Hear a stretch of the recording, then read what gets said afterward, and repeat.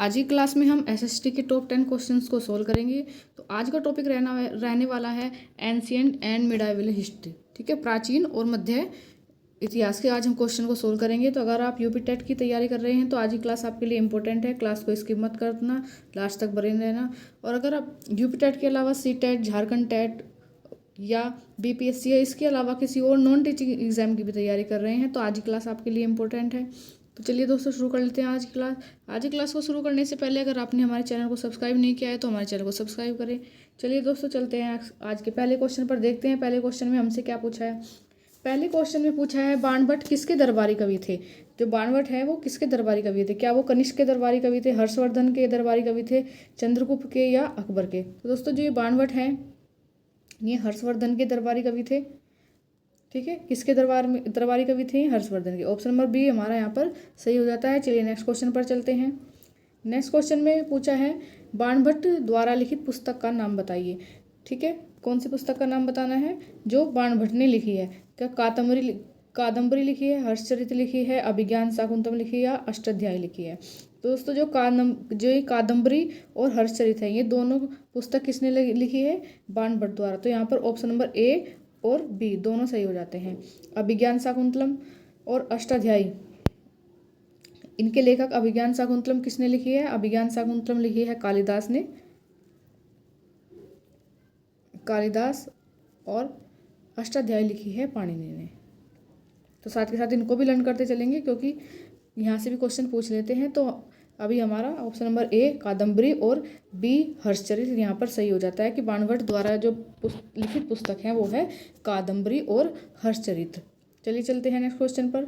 Next question में पूछा है नालंदा विश्वविद्यालय की स्थापना किसने की थी। तो सबसे पहले जानेंगे कि नालंदा विश्वविद्यालय कहाँ पर है। ये बिहार में स्थित है। नालंदा विश्वविद्यालय कहाँ पर स्थित है? बिहार में स्थित है। ठीक है, और ये किससे संबंधित है? ये बौद्ध धर्म से संबंधित था। बौद्ध धर्म से संबंधित था।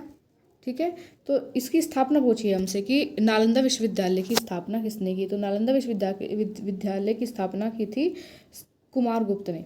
ठीक है, और इसको किसने नष्ट किया? बख्तियार खिलजी ने। तो जो बख्तियार खिलजी है इसने क्या किया था? नालंदा विश्वविद्यालय को नष्ट कर दिया था, मतलब उसमें आग लगा दी थी। तो अगर पूछा जाए कि स्थापना किसने की नालंदा विश्वविद्यालय की तो कुमारगुप्त, और इसको नष्ट किसने किया था? तो बख्तियार खिलजी ने। अभी हमसे पूछा है विद्यालय की स्थापना किसने की, तो कुमारगुप्त ने की। ऑप्शन नंबर सी हमारा यहाँ पर सही हो जाता है। नेक्स्ट क्वेश्चन में देखते हैं नेक्स्ट क्वेश्चन में क्या पूछा है। नेक्स्ट क्वेश्चन में पूछा है शक संवत की स्थापना किसने की थी। तो जो शक संवत है इसकी स्थापना किसने की थी? क्या कनिष्क ने की थी, अशोक ने की थी, बिंबिसार ने की थी या चाणक्य ने की थी? दोस्तों जो ये कनिष्क है, कनिष्क ने 78वीं ईस्वी में क्या किया था? शकों को हराया था। 78वीं ईस्वी में इन्होंने क्या किया था? शकों को हराया था। तो उसी के वहीं से क्या हुआ था? शक संवत की शुरुआत हो गई थी। तो यहाँ पर शक संवत की शुरुआत किसने की थी, स्थापना किसने की थी? तो कनिष्क के शासनकाल में 78वीं ईस्वी में क्या हुई थी? शक संवत की स्थापना हुई थी। ठीक है, समझ गए आप इसके बारे में। चलिए नेक्स्ट क्वेश्चन पर चलते हैं। नेक्स्ट क्वेश्चन में पूछा है अशोक के शिलालेख किस लिपि में लिखे गए हैं। ठीक, तो अशोक के शिलालेख किस लिपि में लिखे गए हैं? ब्राह्मी लिपि में लिखे गए हैं, खरोष्टी में, या बी दोनों, या इनमें से कोई नहीं? दोस्तों जो अशोक के शिलालेख है वो ब्राह्मी और खरोष्टी इन दोनों लिपियों में लिखे गए, ब्राह्मी लिपि में भी और खरोष्टी लिपि में भी। तो ए और बी दोनों। ऑप्शन नंबर सी हमारा यहाँ पर सही हो जाएगा। चलिए नेक्स्ट क्वेश्चन पर चलते हैं, देखते हैं क्या पूछा है नेक्स्ट क्वेश्चन में। नेक्स्ट क्वेश्चन में पूछा है भारत में सर्वप्रथम सोने के सिक्के किसके द्वारा चलाए गए थे। कौन सा शासक था जिसके शासनकाल में या जिसने सोने के सिक्के चलाए थे? क्या कनिष्क ने चलाए थे, डच ने चलाए थे, या पुर्तगाली ने चलाए थे, या यूनानियों ने चलाए थे? तो भारत में सर्वप्रथम जो सोने के सिक्के चलाए गए थे दोस्तों वो चलाए गए थे यूनानियों के द्वारा। जो यूनानी थे उन्होंने सर्वप्रथम भारत के अंदर सोने के सिक्के चलाए थे। लेकिन अगर पूछा जाए कि सबसे शुद्ध सोने के सिक्के, सबसे शुद्ध सोने के सिक्के किसने चलाए थे, तो वो यहाँ पर आंसर हो जाएगा कनिष्क। तो भारत के अंदर कनिष्क ने सबसे शुद्ध सोने के सिक्के चलाए थे। लेकिन यहाँ पर पूछा है भारत में सर्वप्रथम सोने के सिक्के किसने चलाए थे, तो यूनानियों ने चलाए थे।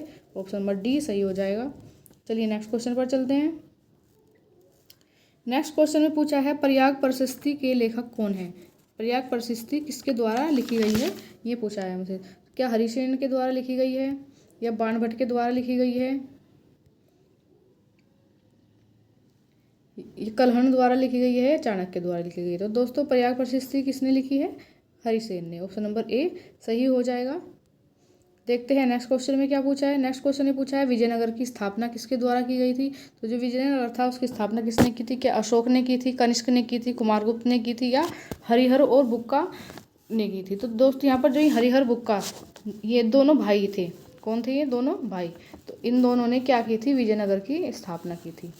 और अगर विजयनगर की राजधानी पूछ ले तो विजयनगर की राजधानी थी हम्पी। और प्राचीन काल में विजयनगर को हम्पी के नाम से ही जाना जाता था।